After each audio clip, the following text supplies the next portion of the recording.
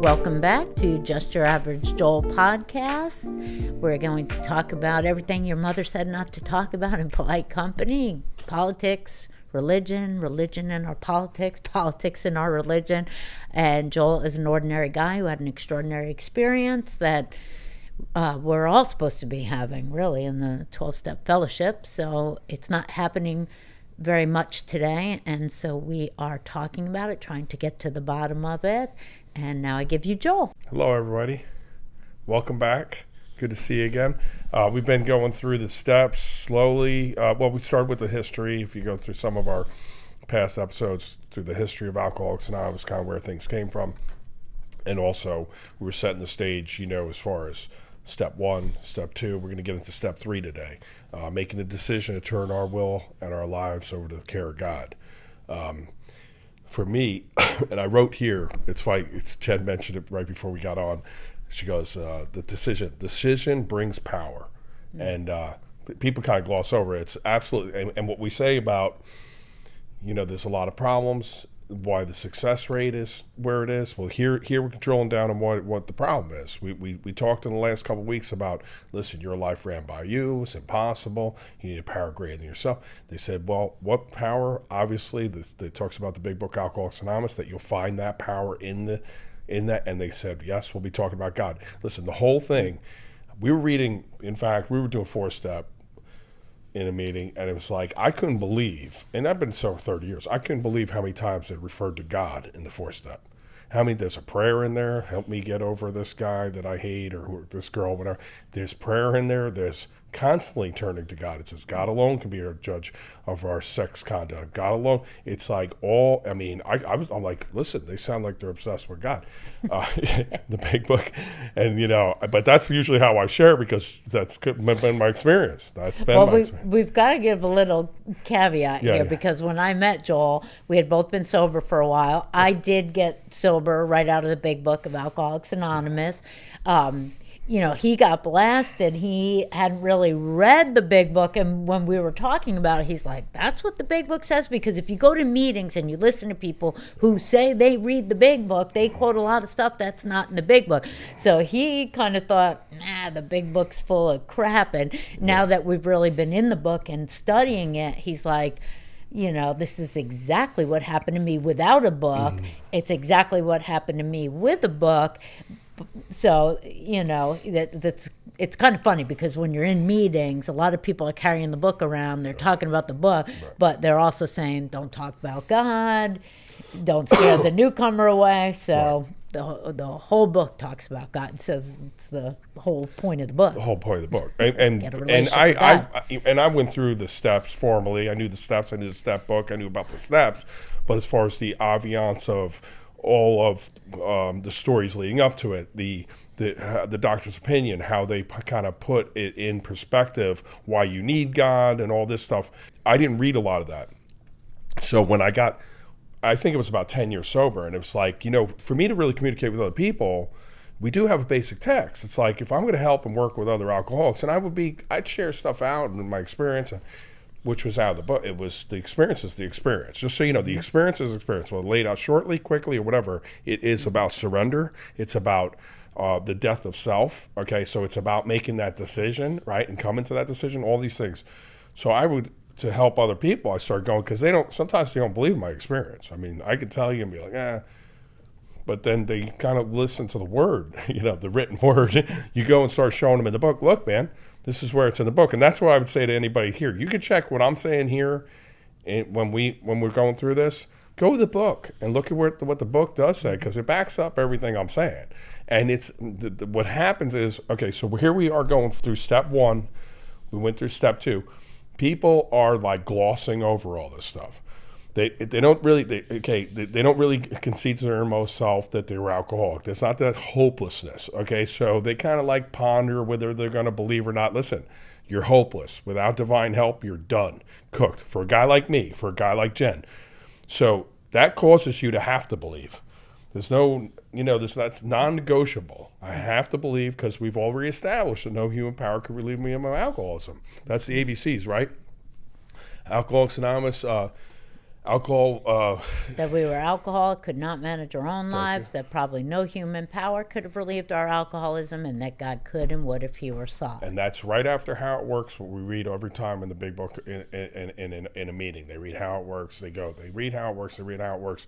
Well, right after how it works, it goes through all the steps, tells you how it works. It's amazing. How it works is how it works, right? What a concept. Well, I used to think it was when you got your cigarette. Even in the beginning, when I got sober, it was I thought it was when you get your ashtray and your cigarette. You get everything set up for the meeting. But there is an importance to it because there is an outline how it works, and then it goes right after that reading. It says, "Being we are convinced, we are at step 3." Now, they've gone through a lot of things to convince you. I mean, the best thing to convince you is like Jen talks about, right? John Barleycorn himself, right? You're drinking, you're lying to yourself, you're trying without going down this path, you doing it your way. There's many paths that bring you to the path, but there's one path. There's a lot of roads to the path to bring you to a place of hopelessness and having to make that decision.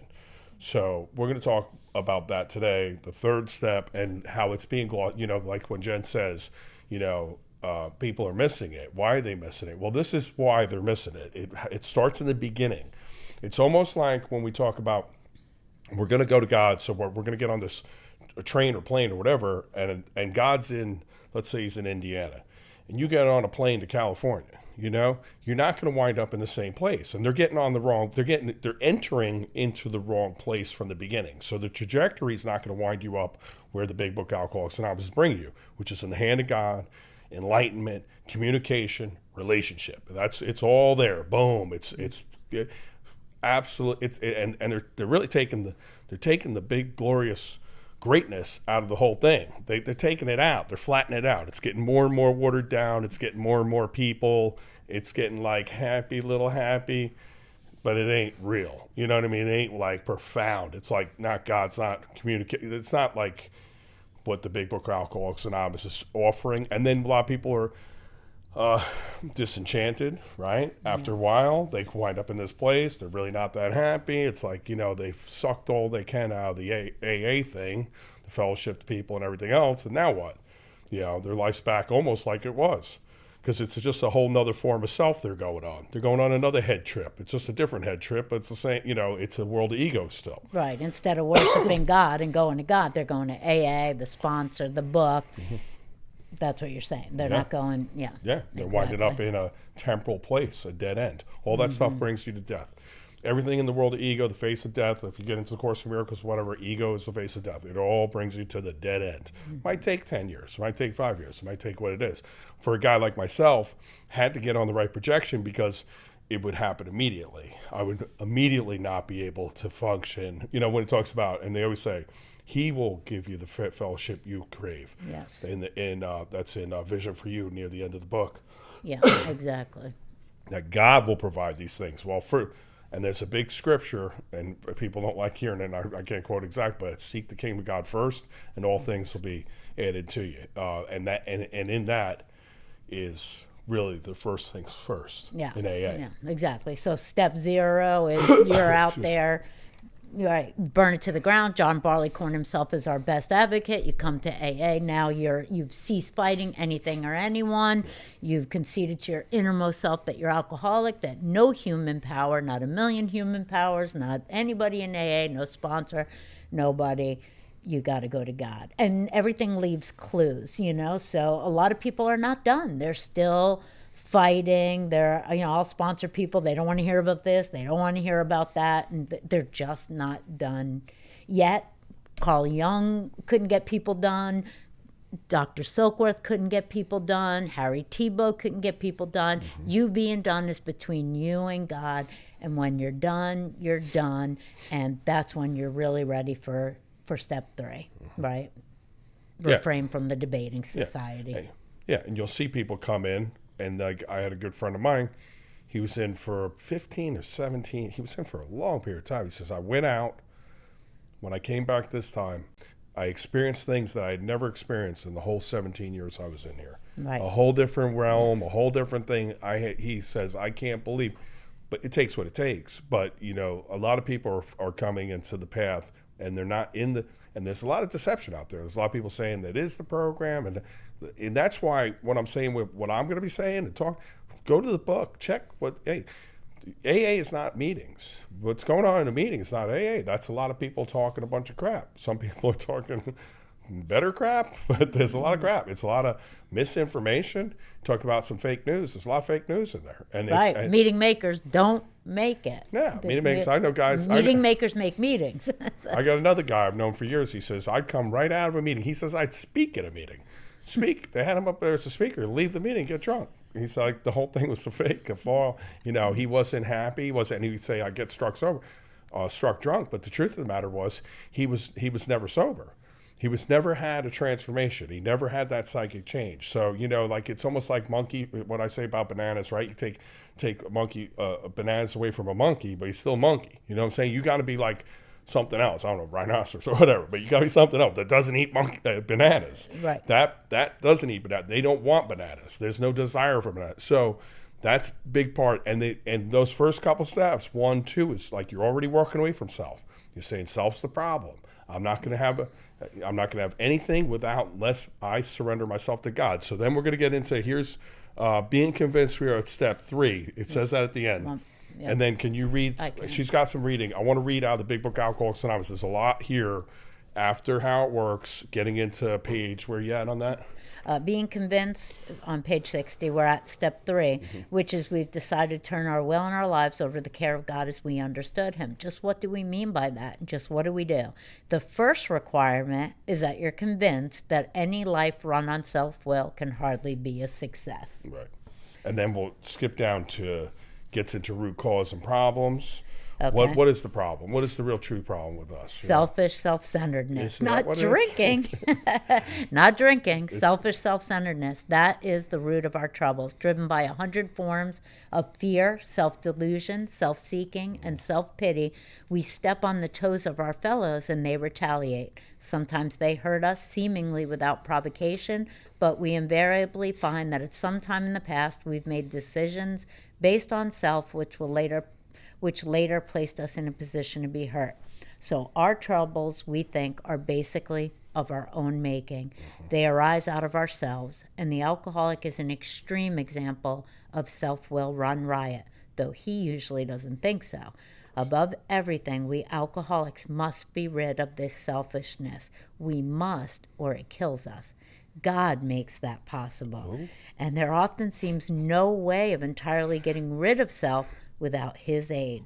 Many of us had moral and philosophical convictions galore, but we could not live up to them, even though we would have liked to. Neither could we reduce our self-centeredness much by wishing or trying on our own power. We had to have God's help. This is the how and why of it. First of all, we had to quit playing God. It didn't work. Next, we decided that hereafter, in this drama of life, God was going to be our director. He is the principal, we are his agents. He is the father, we are his children. Most good ideas are simple, and this concept was the keystone of the new and triumphant arch through which we pass to freedom.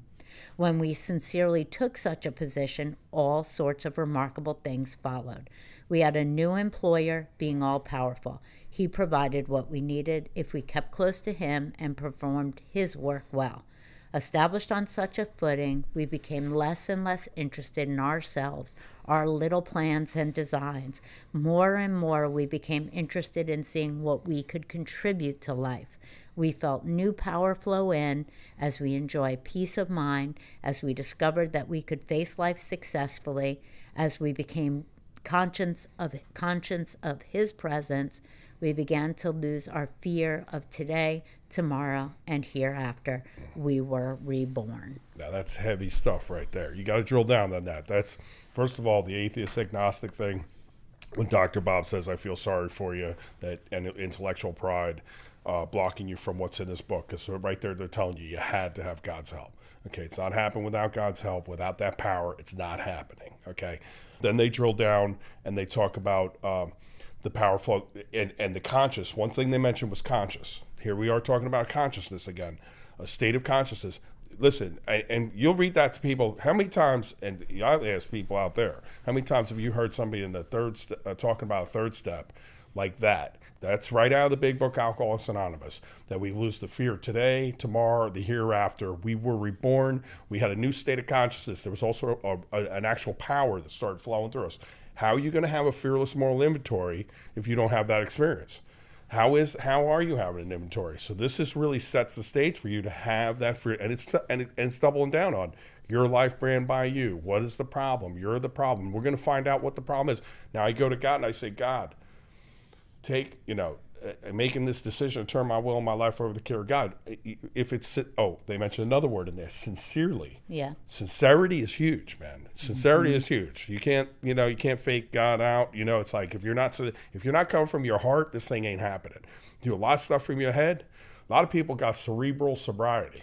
They walk around like this. They're talking heads. It's not from here. It's not from here. And what really comes from here is that pain, that absolute hopelessness, that all enables you to really come from here, cry out from here. God hears that. God hears that. I'll pray a bunch of times, even in my life now. I pray a bunch of times. Like, God's not, I'm not pretty much convinced that God's, I am usually thinking I'm not there yet. I haven't gotten to a place where I say, God, I need help here, man. Boom. And then it all happens. And same thing with this. You got to get down to that head-heart prayer where you really, and then as we go through, can you read the third step prayer, which is heavy duty? We were now at step 3. Many of us said to our Maker, as we understood him, God, I offer myself to thee, to build with me and to do with me as thou wilt. Relieve me of the bondage of self, that I may better do thy will. Take away my difficulties, that victory over them may bear witness to those I would help. Of thy power, thy love, and thy way of life, may I do thy will always. And it says there that we thought well before taking this step, making sure that we're ready to at last abandon ourselves utterly to him. Huge. Because you'll hear a lot of people, let's just go through the steps. Let's go through the steps. Let's not just go through the steps. Yeah, let's sit down. This is the biggest decision you'll ever make in your life. Okay. This is like me deciding to go walk out of here and go take a drink. Let me just tell you, it's going to be life altering. Okay. It's going to be the biggest, heaviest. It says we thought long and hard before we made this to utterly, you won't even hear that. You'll hear it in the meetings all the time. Well, it's just a decision.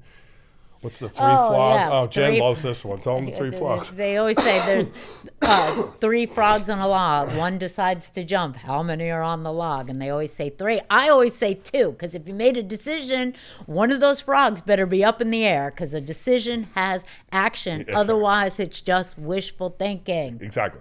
That's what they say about the alcoholic. That he makes many resolutions. Never makes a decision, a true decision. There's power in a decision. They just showed you the power. There's so much power there, you're feeling the consciousness of God of that decision. And so in that whole thing, like if I told you I made the decision to go to work, and you come home at 2:00 in the afternoon, I'm laying in the bed. Obviously, I didn't make a decision.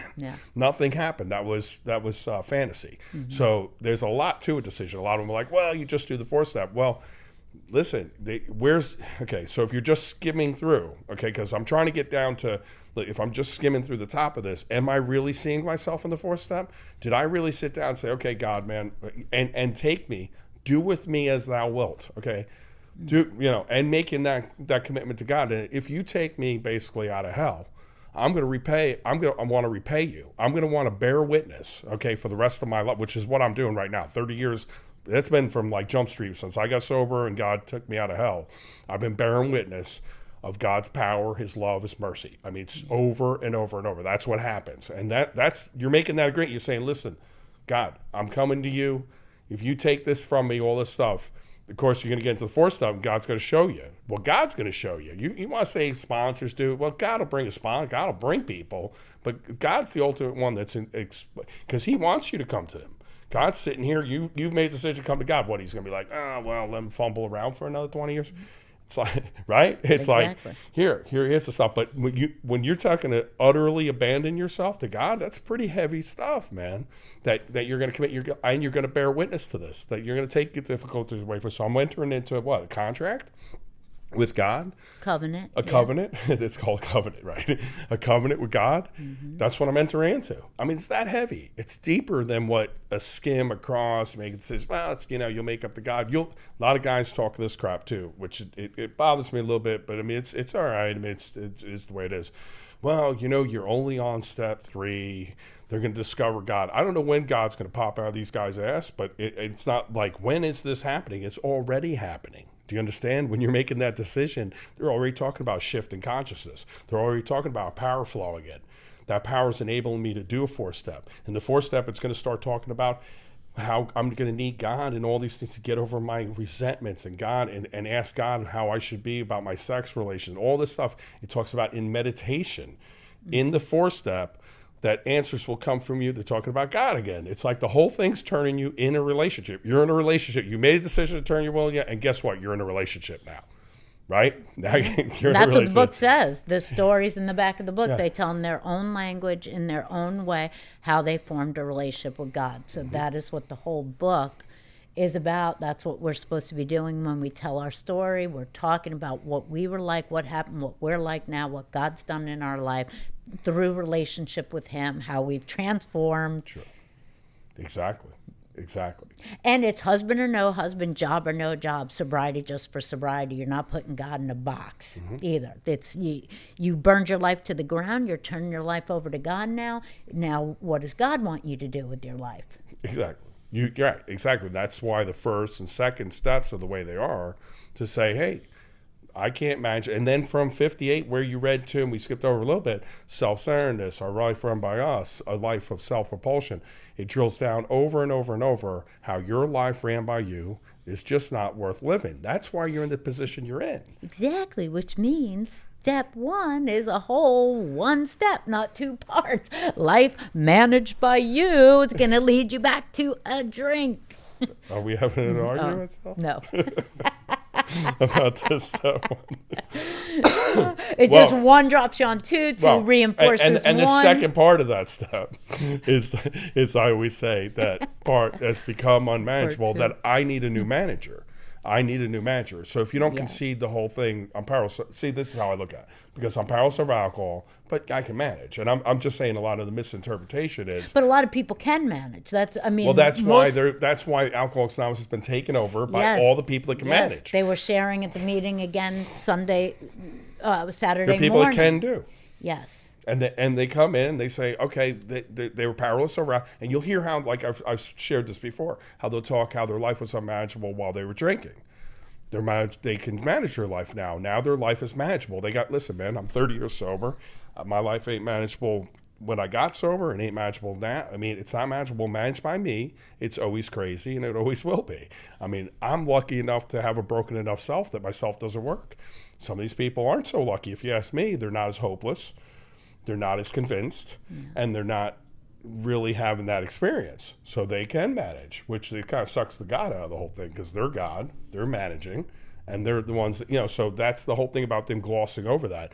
It's like watered down. It's like the skim of the top. Well, you make a decision to turn your will. Okay, let's move along. Well, what are you moving along to? Right. Like the guy, I'm getting in an argument with a guy on Facebook. He's like, you come in, you talk about God and me. And he's saying about Jesus, which I don't really bring up Jesus. People know where I stand with that kind of stuff, but I usually just use God. It's like, you scare people off, you're killing people. He thinks I'm killing them dead. So you can just tell me how little you know about the situation when you're saying that my words are killing you. If anybody's killing anybody, if that was the case, it would be the people that are withholding God from people. The people that don't need God can get sober anywhere. They get sober at a Rotary Club. They get sober at a car club. They get sober anywhere. The people that need God are the people that really need that offer. For my case is just what they said in the 3rd step. It says, I'm going to bear witness to what happened to me. And I'm just telling you what that was the power of God delivered me. So he goes, before they ever get started, I said, what are they getting started on? That's why I think I might share last week, whatever. But it's like, what, crayons? We get them out crayons and coloring books? What are they getting started on? This whole thing is getting started on a relationship with God. That's what it's about. Yeah. To have that essential psychic change, to have the vital spiritual state, to have the gift, really for me, the gift of the Holy Spirit, where I can lean on not all these man-made things. I can lean on God. you know, a relationship with God. So that's, the decision's huge. And I like what you say about reading the back of the book, like the goal point. Where are we trying to end up? You know, where are we trying to get to? Yeah, well, maybe we should read it. Yeah, let's read the spiritual Exactly. experience. And this is kind of what we're hoping that happens, you know, like that what we're making a decision for. Yeah. The terms spiritual experience and spiritual awakening are used many times in this book, which upon careful reading shows that the personality change sufficient to bring about recovery from alcoholism has manifested itself among us in many different forms. Yet it's true that our first printing gave many readers the impression that these personality changes or religious experiences must be in the nature of sudden and spectacular upheavals. Happily for everyone, this conclusion is erroneous. In the first few chapters, a number of sudden revolutionary changes are described. Though it was not our intention to create such an impression, many alcoholics have nevertheless concluded that in order to recover, they must acquire an immediate and overwhelming God consciousness, followed at once by a vast change in feeling and outlook. Among our rapidly growing membership of thousands of alcoholics, such transformations, though frequent, are by no means the rule. Most of our experiences are what the psychologist William James calls the educational variety because they develop slowly over a period of time. Quite often, friends of the newcomer are aware of the difference long before he is himself. He finally realizes that he has undergone a profound alteration in his reaction to life, that such change could hardly have been brought about by himself alone. What often takes place in a few months could seldom have been accomplished by years of self-discipline. With few exceptions, our members find that they have tapped an unsuspected inner resource, which they presently identify with their own conception of a power greater than themselves. Most of us think that this awareness of a power greater than ourselves is the essence of a spiritual experience. Our more religious members call it God consciousness. Most emphatically, we wish to say that any alcoholic capable of honestly facing his problems in light of our experience can recover, provided he does not close his mind to all spiritual conceptions. He can only be defeated by an attitude of intolerance or belligerent denial. We find no one need have difficulty with the spirituality of the program. Willingness, honesty, and open-mindedness are the essentials of recovery, but these are indispensable. Read what's his name's rule. Okay. There's a principle, which is a bar against all information, which is proof against all arguments, and which cannot fail to keep a man in everlasting ignorance. That principle is contempt prior to investigation. Contempt prior to investigation. Well, and a lot of people say, oh, that's just my personality. It's like, well, it's supposed to change. You might need another personality to stay sober. Yeah, absolutely. You know? Yep. And a lot of people just morph into something that they make comfortable in this. But you heard what it said in there too. Years, and this is why you have people like they do a hierarchy in Alcoholics Anonymous, and it's kind of, they do like over time and years, and people who have multiple years, they kind of figure they know more than people that might not been there that long, which is not true. Spirituality and time, it's kind of like God. I mean, obviously. Well, it says there, God can do in a few months what you can't do with years of self-discipline. I know that's true. Exactly. And then you got a lot of that. So you got people with 30, 40 years that are full of shit that haven't really, they're not even in the spiritual realm. They're in the AA realm, and that's a different world. There's two worlds in there. There's the AA group, and then there's the program Alcoholics Anonymous, and then there's the God group. And the God group's smaller and smaller, as far as I can see. So when you're saying that, you know, where are you winding up, right? Where are these people winding up? And they're the ones that are really, it's the tail wagging the dog. They're really they're the most influential people in Alcoholics Anonymous. They're all the ones that are there, is what I think. I mean, most of the people that are there are people that are very slowly, educational, and some really whacked out, what I think is whacked out interpretations, and which is working for a lot of them. So it seems like it's working for them, but it's about fellowship. It's about people. It's not about what they're talking about, awakening, transformation, psychic change, vital spirit communication with God, the God of the universe. I mean, it's a lot bigger than all that. It's kind of been minimized. And a lot of it happens here with that decision.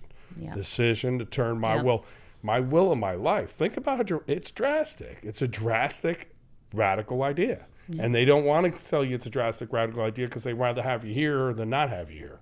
You know, because if I told you back in the day they used to, and this is true, Akron, they were getting guys on their knees and they were saying, accept the Lord Jesus Christ as your Savior or go back out and drink. I mean, they were like that. That's where they were. Their success rate was huge. I don't know how many guys were going out and getting drunk, but the guys that were there were staying because they were having true transformations because they were willing to accept whatever we said. Okay, you're going to have to accept God in your life. You have to turn your will and your life over to the care of God, and there's going to have to be some sincerity in that. I think God makes all that stuff possible for you.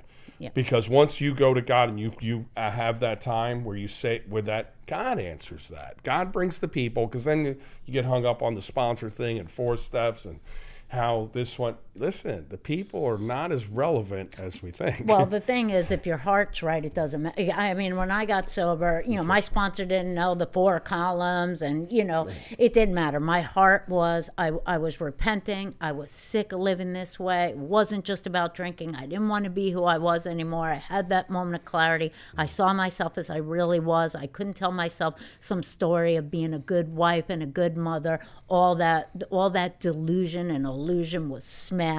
I was turning my life to God. It was a big decision. Mm-hmm. So. Well, and when you talk about Christ, when he would heal people, I have it on one of these screenshots. There's some scriptures that where Christ would heal people, and he'd always. In fact, I was watching Chosen one night, and he said they had it in there, and it was here's one of them. The woman with the blood touched him. And he always would make the thing, because we're talking about faith here. The principle behind the 3rd step is faith. He said, your faith has made you whole. He would always turn it back to respond. Because now here's another thing that Pat used to say to me many years ago, good friend back in the day. And he would say, spirituality and responsibility are synonymous. Okay, my responsibility for my spiritual connection is mine. Okay, God's a gentleman. My other spot who passed away, Mark, used to say all the time, God's a gentleman. He won't go where he's not asked. So God, you can keep God out of your life. But if you want God in your life, you make that decision. Well, there's a power. Everybody has the power of faith. We have faith. We have faith in all kinds of stuff. Do we have faith in what? In the true power. And that my point was anyway, that was, and my sponsor, she didn't know all the columns or anything, and she got drunk when I had a year sober. Right. But my heart was for sobriety and for God, and God's word's not going to come back void, and God knows my heart. And so there's people that know all the columns and every page and every I had somebody say in the meeting the other day that she used to write the 4-step for her sponsees and stuff, and I do that sometimes because I sponsor a lot of women in jail. They can't read and write, so I do it with them, but I'm not doing it for them. Their heart is for God, and God's going to make sure that it happens. And there's other people, if your heart's not for God, that's not what your heart, you can do check box, do every column, do everything, and well, you're not looking for God, so that's not what you're going to get. You don't just mechanically get it. It's a heart posture, not a head thing. Absolutely. It's not mechanical. It's not mechanical. Even though it is, sort of, but why are you doing the mechanics, I think, is more important than the mechanics. Right. It all comes from, you get sober from the inside out. You're not getting sober from the outside in. Yeah. They're saying, like, if you do these outside things, you're getting a change on the inside. The truth of the matter is, if you ask from the inside, God will help you. See, because the biggest thing in the whole thing is God. I mean, with Bill and Bill and Bob without the chicken.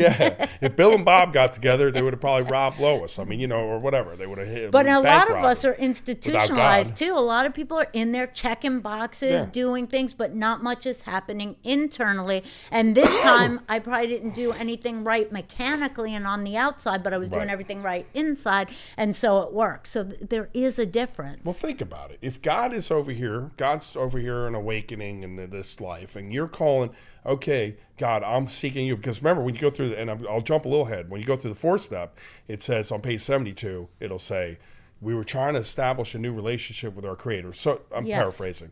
It says, and these were the obstacles we found in our course, in our way. Well, when I make that decision, turn my will and my life over to the care of God, it's like, okay, so why don't I have a relationship with God, right? Why don't I have that? Well, there's obstacles in the way. Now, who's going to reveal those obstacles? I mean, if you're not like really sincerely, and that power didn't flow through, you heard what we read in 63, that power kind of flows in where you're a little more fearless and you're seeing yourself a little more responsible, like you, and you really want to know, not I'm like this because of my dad or my mom or whatever, my situation or how I grew up. I'm like this because this is who I am. This is what I've become. And God will, what, you don't think God's standing here going, here, Joel, here's what's blocking you from me. And maybe that's part of the problem. If they think that they're only this way because of drinking, how are you getting a fearless moral inventory? This is who you are. This is why I drink. This is why I drink. Again, you got like that lady said, I didn't marry an alcoholic. I'm not an Al-Anon because I married an alcoholic. I married an alcoholic because I'm an Al-Anon. Same thing. It's like, you know, what's wrong with me that made an alcoholic out of me to begin with? This problem was with me before I picked up a drink. Right. And the worse off you are, the more you got to deal with that. So like a lot of people aren't that bad off. So they get sober, and then they get into the AA thing, and then they get a group commitment, and and they get in the phone. A guy like me, I'm going to be like yelling at the people and the me. I mean, I'm just too. I need the personality change. I need the transformation. I need to be transformed. So I'm not going to have any of that, which is a good thing. I mean, I think it was a good thing because I have to have God. Yeah. You know, I can't really skip. My ex-husband used to say, you know, when he drank, he's like, every time, you know, he could go out on Friday and come back on Monday. And every time he drank, he just lost a little bit of time. I drank, I lost a little bit of my soul. I drink on Friday, I might not come back for 2 years. So, you know, I guess you just got to know the type of alcoholic you are and what you're doing here, what you're seeking. Yeah. You know, how big of a decision is this for you, this third step decision? Yeah. And a lot of it think long and hard about it. It thinks long and hard. And a lot of that came from how hopeless were you? Yeah. So that's why it's such a building block. How hopeless were you? How unmanageable did you really think you were? Some people kind of hopeless, kind of unmanageable. Yeah. So, and it talks about that. If we were seriously alcoholics, there was no middle of the road solution. It talks about in 25. Entered in a region which there is no return through human aid. It also says on what level you've lost the choice of drink will be on what level you'll have to have a spiritual connection. So if you don't have to have it on that, be honest though. Like some people are in there, like they act a certain way. It's like, yeah, I get it. You're this way and that's okay. And you don't need a lot of this stuff, but don't tell me you're coming out of the book and you've had this 12-step experience and you had a spiritual awakening. Now you're full of shit. Basically, you're saying you had this and really you got this. You got this AA thing, fellowship, club. You love the people. There's a love there, which is kind of God, kind of intangibly, not maybe as direct. It's kind of a different kind of connection. It's not what they're talking about in here. When they're talking about utterly, you've thought long and hard about this, to utterly abandon yourself utterly to God. That's huge. It's huge. And then I was going to go into the faith thing because faith is what heals you. And I always go back to remember when we were at that thing and the guy said, grace is pouring down. He says, grace is pouring down, the just and the unjust pouring down everywhere, and you're walking around with an umbrella. And this is where I start putting that umbrella down. I start putting down so I can experience the grace and the power of God. If I don't believe there's the power of God that's out there, or there is that power, then it isn't. I mean, if I don't believe it's not, exactly. It's not there. So there's a part in the Bible that talks about, it says, we have more power than even the angels. The angels do exactly what they're directed to do. That God has given us so much power that we are able to say no. Yeah. We are able to say to God, I don't want you in my life. And that's love, because we're not looking at a dictatorship here. You know, my relationship with God is not a dictatorship. It is a mutual, he wants me to want him. And step 3 is an act of your own free will. Sure. You have to submit your will to God's will. I'm submitting my flesh to the Spirit of God. Exactly. And the ones on the faith is the woman issued with blood. That was Matthew 22. Jesus tells her in confidence, confidence in his power to heal resulted in her recovery. He also talks about with the blind man, it says the absolute restoration of his sight was his faith. They went back to him. He says, your faith has made you whole. He always turned it back to their faith, their responsibility, an act of their faith. I mean, I had faith in a lot of things I shouldn't probably had faith in. Women, alcohol, but God's the only one that it's having faith in something that goes somewhere. And they talk about that in Spiritual Awakening. I was on a path that felt like it was going somewhere. Absolutely. Because I'm actually getting into the right, I'm getting into reality and truth and love and all these good things that are eternal, that don't end, don't wind up in a dead end street where all the other stuff winds up in a dead end. And it talks about in too that self-confidence availed you nothing. It's actually it's confidence in God, not in myself. It's right. Kind of the what he says at the meeting. Yeah. Any success I have is more his than mine. Yeah, they talk a lot about that in the 10th step. Yeah. And like you said there, I was thinking, the second time I got sober, I thought, listen, if I could just gain my self-confidence as I had as a youth. Yeah. Then I got drunk, and then I wound up reading somewhere in the step book this time you're sitting there, but it says how self-confidence was an absolute total liability. Exactly. We're trying to get rid of self here. Self is the problem. Well, I'm trying to build up a self in AA. A lot of people are building up selves in AA. I know. And now that's why they have these purging moments where they have these drops. Yeah. And then it's kind of like I build me up, and then I just fly away to the bar again. I do that myself. I mean, I do that in my spiritual. I mean, I've had spiritual awakenings. I'm running. I'm doing great. And then all of a sudden they say, what does it say? You can't help but to congratulate yourself. Yeah, it's exactly. like, I'm doing so well, until I'm not. So what you shared there too was really good on the, and people think, okay, so I don't really like when people say I got struck sober or I was tricked into it or da-da-da. I mean, it just doesn't my sponsor made me. There's a lot of lack of responsibility in that. And what happens is once back to the responsibility and spirituality are synonymous. Mm-hmm. You can't really do a 10-step. I mean, and I know I'm jumping ahead and have the spiritual action when there's something wrong. It has to do with me and nothing outside me. It's my connection with God is the problem. It's always the problem with me is the connection with God. When I had that bright light experience, God showed me, this is who I am. I mean, listen, man, I didn't have nothing. I'm walking down the street. I didn't have a car. I'm walking out, and I was like the happiest man on the planet. I was full of joy and love. I was just ecstatic with every minute, was just overjoying like bliss. Okay, and that's reality. That's the truth. What I'm living is where I want to live. Now, and I got to be grown up enough to know, hey, listen, I'm where I'm at because of where I want to be. I don't want to be that close to God, or because God is all loving, all joy, all. It talks about in 132, or what it talks about in another part, but we're sure God's will for us is to be happy, joyous, and free. That's God's will. Talking about what His will is. But anyway, here it goes into. But now it appears there is some. I'm gonna have to brighten it up a little bit.